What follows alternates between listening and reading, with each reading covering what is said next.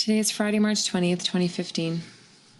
My name is Natalie Iaquinta, and I'm issuing this statement on behalf of my family and for my brother, Anthony Heffernan. Let me start by first saying thank you to all of our extended family, our friends, our faith community, and our neighbors for all of the outpouring of love and prayers that we have been shown in this past week.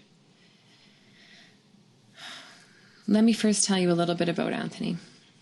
Anthony was born on January 27, 1988 in Prince Albert, Saskatchewan.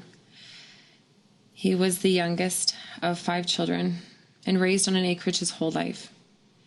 He graduated high school in 2006, and the following fall began the electrician apprenticeship program in Alberta. Due to the incredible number of hours he worked, he achieved journeyman electrician at the age of 21. His career took him in various parts of Saskatchewan and Alberta, but primarily in Fort McMurray and in Calgary. A natural leader, he enjoyed making those he supervised excited about their jobs, and this led him to his goal to enroll in university to become an electrical engineer. Anthony was exuberant, energetic, and full of charisma. Anthony was deeply loved and constantly entertained his brothers and sister with his amazing sense of humor and passion for life. Part of a large, extended family, he loved spending time with his many cousins, there's 64 of us in total, and his many friends. His nephews and niece had a special place in his heart, and he was always one of the first adults on the floor to play with the kids. The love that he gave and received from the children heightened his excitement and hope for his future family. Anthony loved to help and motivate others, especially in their careers. He was responsible for 2 of his cousins and 2 of his friends for entering the electrician apprenticeship program. Their lives are forever changed because of Anthony's encouragement. And like many people with addiction issues, he struggled and fought to keep himself clean. High-functioning and ambitious, his day-to-day life and career were not normally impacted by his problems. But occasionally, on his days off, he struggled. He hated it. He phoned his parents and his sister every day, sometimes twice, to help him with staying clean. If he weakened in his battle, he would find a hotel room away from friends and family. Here he could remove himself and keep his issues at a distance from others. On Sunday, March 15, 2015, Anthony had a relapse. These are the facts that have been given to us by the investigators. On Sunday, March 15, 2015, he checked into the Super 8 hotel for one night. The next morning, he failed to check out at 11 a.m. The maid and later the hotel manager became concerned. The hotel master key was used by the manager to enter the room, but the bar latch was secure. Their difficulty in communicating with Anthony and holding his attention caused them to be concerned for his health. The hotel called for assistance, and soon the police and EMS arrived at approximately 3 p.m. The police identified Anthony, saying that he was known to the authorities from past hospitalization due to substance abuse.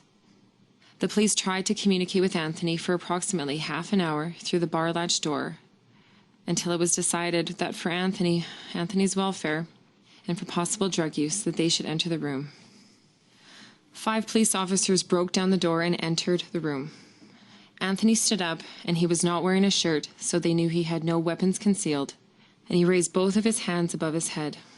In one hand he held a small lighter, and another a small syringe. The police instructed him to drop the items. As with previous communication attempts, Anthony did not comply. And at this point, one of the police officers used a taser on him. Anthony fell back on the bed. He removed the taser from his chest and he stood up. Still unresponsive, Anthony did not drop the items as again instructed.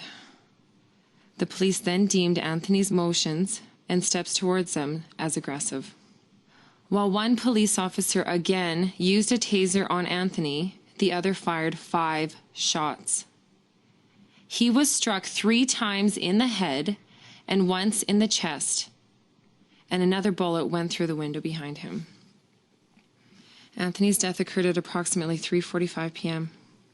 The Calgary police gave a statement to the press at approximately 9 p.m., and our family was contacted at 3 a.m., approximately 11 hours after his death. We have been told that a thorough investigation is underway. Throughout this investigation, we expect that our many questions will be answered, including why a young man who was in medical distress, who was causing no public disturbance other than missing a checkout time, warranted 5 police officers to bust down his door, thereby escalating the situation. 2. Why lethal force was required to take down an unarmed 170-pound man clearly in need of medical help, not harm. Also, why did it take more than 11 hours to report his death to our family? And finally, is it protocol to fatally shoot someone if the taser is unsuccessful in controlling the situation? So thank you, and we just ask for privacy during this difficult time so we can properly grieve.